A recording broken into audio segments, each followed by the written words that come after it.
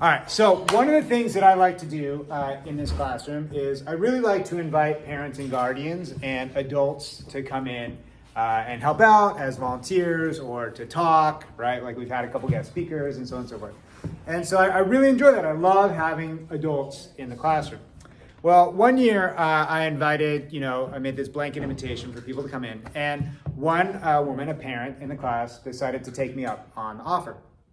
So she came in, and usually I'll put them to work, helping students or whatnot. And so I had her sitting next to a student over there in the kind of the center aisle, and she was helping that student, and she actually got a little bit upset while she was there. She didn't tell me at the time, but later that day, I received an email from her where she proceeded to tell me all the things that she thought that I had done wrong in teaching that day and offer her criticism. So as you might imagine, this was a little bit distressing for me because here I had opened up the classroom in good faith to have somebody come in and help out, and she wanted to tell me all the things that I had done wrong. Raise your hand if you're a little bit interested in finding out what were those criticisms of your teaching, Ms. Giovan. Oh, good. I'm glad you are interested because you are going to hear it. So the first thing she said that she really didn't like is that there was a kid in the class. And I like to walk around the classroom while I'm teaching, right? And so there was a kid in the class who, while I was teaching, had his pencil out and he was doing something else with his pencil. And so I just sort of casually, as I was teaching, leaned over, took the pencil out of his hand and sort of put it at the top of the desk and sort of pointed, pay attention to me. So she really felt like that was not okay. She said, it is invading his personal property and his space to take that pencil, and you should not have done it. So she was offended by that. The other thing that she really didn't like is that with another student, it might have been the same student, or it might have been another student, I'm not entirely sure. But back at that time, we actually weren't doing everything on Chromebooks, so we would actually still write answers on paper. I know, crazy. Making your head explode, right? Actually using a pencil and writing paper. But we used to do that. And one kid had written an answer that was essentially not really what I was looking for. Like they had gone, total side path. And so I kneeled down and I was talking to them and I was explaining it to them about why they might want to do a different answer. And I took a eraser and I erased their answer for them and asked them to rewrite it. She did not like that. She felt like, again, that was an invasion of personal space, that it might have hurt the kid's feelings for me to erase it, and that I really should have asked the kid to erase it instead. Now, my first immediate response was I wanted to explain to her, hey, this kid who's drawing with that pencil, I have spoken to this kid multiple times about how they need to try to pay attention, and I have a relationship with that kid, so when I take that pencil out of their hand and I put it on the front, they know that I still care about them. But I didn't say that. And then for the kid who was erasing, I wanted to explain, the reason I did that is because, I just thought it would be faster, right? I was trying to do it for them. I'll erase it for you, and then you can write it. But I understood where she was coming from as well, where hey, maybe that was an invasion of their space.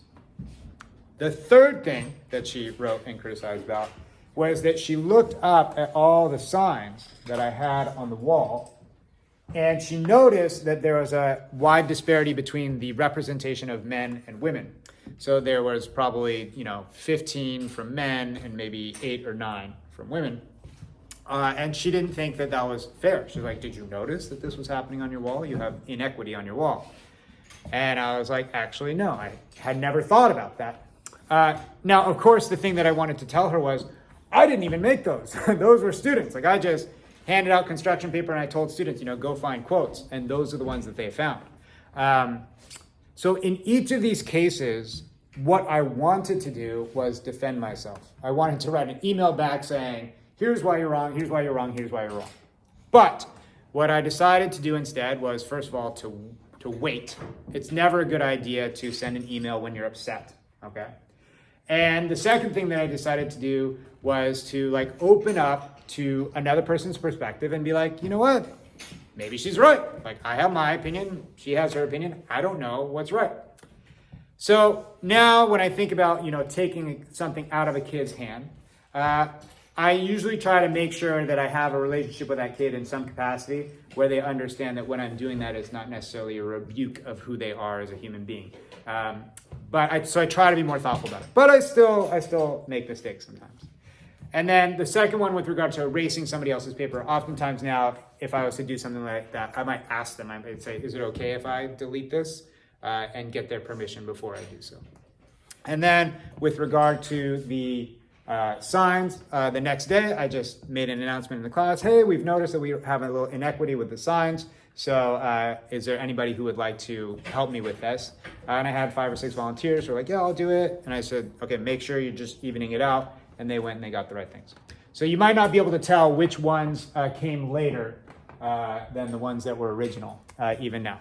So, and then I actually am still open to the fact that there might not still be good representation up on that wall. So if you feel like the number of quotes and who says those quotes, there needs to be some that are not being represented, I want you to know you can come up to me at any point and be like, hey, Mr. Yokola, I think you need this. And I'll give you a piece of construction paper and I will climb up a ladder and I will post it up. We've still got wall space, okay?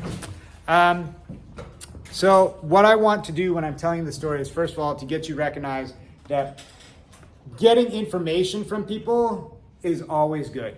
Even when it's negative information, it can be really good information. And you can respond by being defensive or respond by saying, you know, you're wrong, there's nothing wrong here. Or you can open your mind up and be like, what can I learn from this? All right.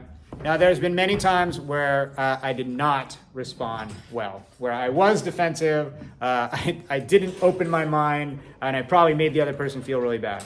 But in this case, I happened to do what I wanted to do. I waited enough time until I was calm. I wrote her an email thanking her for all the information that she provided. I said, you know, I'm going to be a little bit more thoughtful and think about, you know, that's a really good point about taking things out of kids' hands and erasing their answers. And I really appreciate that you pointed out that our signs could be a little bit more equitable, and we will take care of that. All right, thanks.